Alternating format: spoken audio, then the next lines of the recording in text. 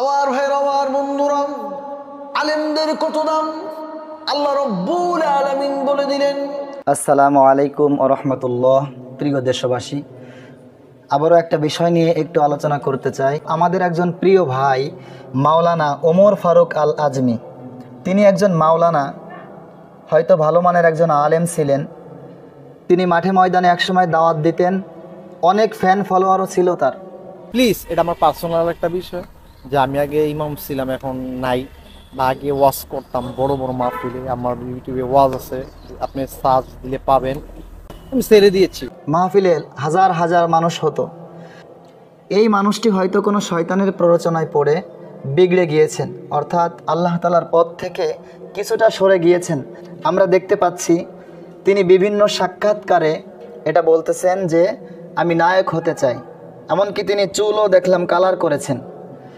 তো প্রত্যেকটা মানুষের উচিত ওই ভাইটির জন্য দোয়া করা। আমি দেখতেছি ইদানিং কিছু আলেম তার বিরুদ্ধে মন্তব্য করতেছেন। লজ্জায় মাথা নত হয়ে যায়। আসলে আমরা যাচ্ছি কোথায়? এতদিন ছিল বক্তা, ওয়াজ করেছে ইউটিউবে, বিভিন্ন মাহফিলেও দাওয়াত দিয়েছে, আর আজকে সে নায়ক হতে যাচ্ছে। জামার ঠিক নাই, পাঞ্জাবির ঠিক নাই, দাড়ির ঠিক নাই, চুলের কাটিং কুটিং করে এই বদমাইশি দেখবেন আবার 20 দিন 25 দিন পরে ভাইরাল টাইরাল হয়ে গেল, আবার হাজির ভাব ধরবে। জুতা দিয়া পিটাইয়া এই সমস্ত লম্পটগুলোকে সাইজ করে ফেলা উচিত। দেখেন, হেদায়েতের মালিক একমাত্র আল্লাহ তাআলা।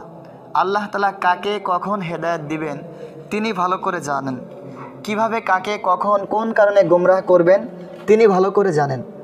আমরা নিজেকে আলেম দাবি করতেছি, হয়তো কোনো একটা কারণে আল্লাহ তাআলা চাইলে আপনাকে আমাকেও গোমরাহ করে দিতে পারেন। তো এজন্য ভাইটির জন্য আমরা মন থেকে দোয়া করি, প্রিয় ভাইকে যেন আল্লাহ তাআলা আবারও হেদায়েত দান করেন এবং আগের মতোই তিনি মাঠে ময়দানে দাওয়াত দিতে পারেন। আমি দেখলাম যে ভাইটির হয়তো ব্রেনে কোনো সমস্যা হয়েছে, কোনো একটা প্ররোচনায় পড়ে, হয়তো কোনো ধোকায়, মেয়ের ধোকায়, অথবা শয়তানের ধোকায়, অথবা অন্য কোনো কারণে নফসের ধোকায় পড়ে তিনি হয়তো আল্লাহ তাআলার পথ থেকে একটু দূরে যেতে চাচ্ছেন। তো আমরা যদি সবাই একটু ভাইয়ের জন্য দোয়া করি, হয়তো আল্লাহ তাআলা চাইলে এখনও ভাইটি ফিরে আসতে পারেন। তো এই জন্য আমরা তাকে ধিক্কার না দিয়ে আমরা ভাইটির জন্য একটু দোয়া করি। শেষ কথা হলো, আল্লাহ তাআলা কাকে কখন হেদায়েত দিবেন, কাকে গোমরা করবেন তিনি ভালো জানেন। এজন্য আমরা গালিগালাজ না করে আমরা ভাইয়ের জন্য একটু দোয়া করি। আল্লাহ তাআলা চাইলে ভাইটিকে আবারও হেদায়েত দান করতে পারেন। আর বাংলাদেশের মানুষ এত ক্ষমা করতে জানে, ক্ষমা করে দেন। ভুল হলে ক্ষমা অবশ্যই করবেন, কেন করবেন না? ভুল হলে ক্ষমা করবেন, কিন্তু ইসলামিক স্কলার যার থেকে দিন নিচ্ছেন সে মানুষটা নিট অ্যান্ড ক্লিন হতে হবে। তাকে গালাগালি করা কতটুকু যুক্তিসঙ্গত এটা আমি জানি না।